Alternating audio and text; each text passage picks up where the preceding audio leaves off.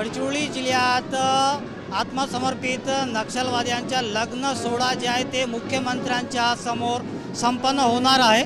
आपण दृश्यामध्ये बघू शकतो हे जंगलात काम करणारे नक्षलवादी आहेत। आत्मसमर्पण केल्यानंतर नवीन जीवनाला सुरुवात करण्यासाठी यांना महाराष्ट्र राज्य सरकारने एक नवीन संधी दिली आणि वरवधू दृश्यामध्ये आपण बघू शकतो कशा प्रकारे इथे वरवधूंचे आगमन झालेले आहे।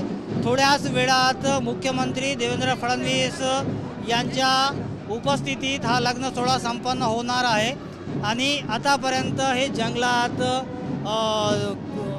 हातात बंदूक घेऊन ज्या राज्य सरकारशी लढत होते त्या राज्य सरकारच्या समोर आत्मसमर्पण केल्यानंतर हा लग्न सोहळा लावण्यात आलेला आहे आणि लग्न सोहळ्याची तयारी जोरदार सुरू आहे आणि वरवधू जे आहेत ते मोठ्या संख्येत इथे उपस्थित आहेत आणि सामूहिक विवाह सोहळा गडचिरोली पोलीस दलाच्या वतीने संपन्न होत आहे।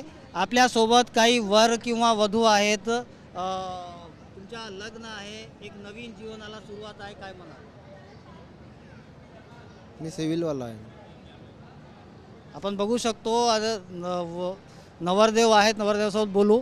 एक नवीन जीवनाला सुरुवात करीत आहेत तुम्ही, लग्न आहे आणि मुख्यमंत्र्यांसमोर लग्न होणार आहे, काय म्हणाल? काय नाही, चांगलंच आहे।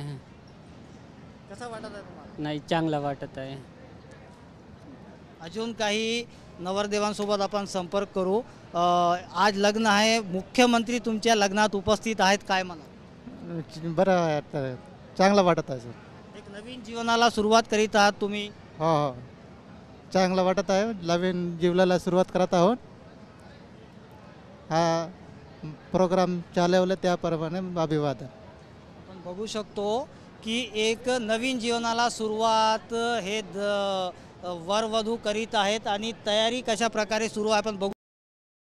जवळपास झालेली आहे आणि थोड्याच वेळात मुख्यमंत्री देवेंद्र फडणवीस इथे दाखल होणार आहे आणि एक चांगला मंच पोलीस विभागाने इथे आयोजित केलेला आहे आणि एक मोठा सामूहिक विवाह गडचिरोली पोलीस दलाच्या वतीने इथे संपन्न होत आहे आणि हे या पोलीस दलाच्या कार्यक्रमासाठी बाहेरून आलेले मंडळी जे आहेत ते पाहुणे जे आहेत किंवा वरवधूंचे नातेवाईक आहेत तेही मोठ्या संख्येत उपस्थित आहे आणि हा लग्न सोहळा थोड्याच वेळात संपन्न होणार आहे।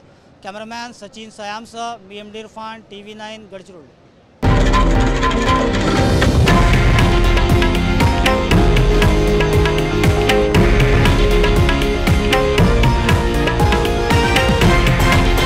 हे आहे देशातील नंबर 1 न्यूज नेटवर्क आणि आपण पाहत आहात TV9 मराठी, एकमेव।